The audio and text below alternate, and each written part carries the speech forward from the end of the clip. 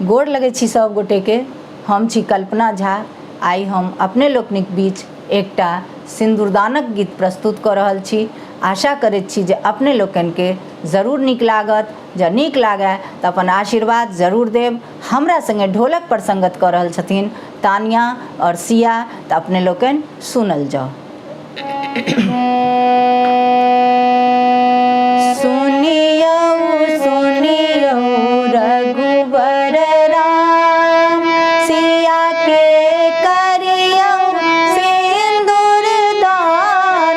सुनियो सुनियो रघुबर राम, सिया के करियो सिंदूर दान।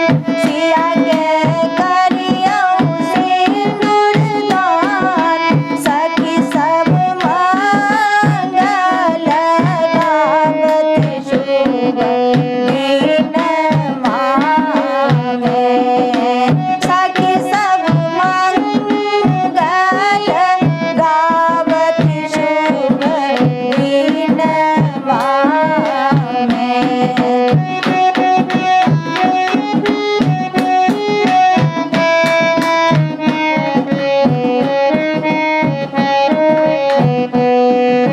सोन सुपारी सिंदूर, ओइमे प्रेम भरल भरपूर। सोन सुपारी सिंदूर, ओइमे प्रेम भरल भरपूर।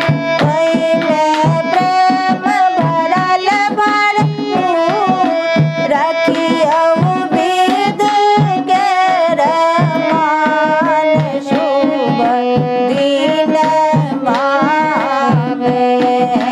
विध करियो सरकार शुभ दिन मावे।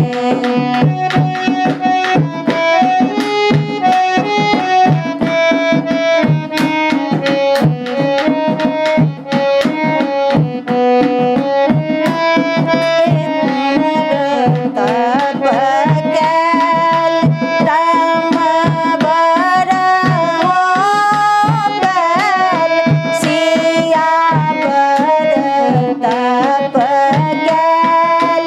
तखन राम बर बैल, तखन राम बर बैल।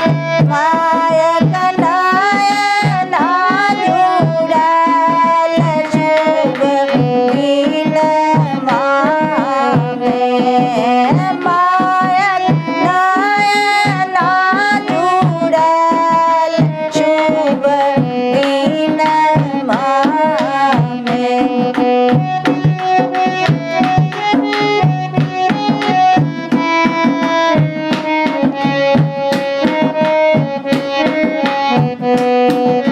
सुनियो सुनियो रघुबर राम, सिया के करियो सिंदूर दान।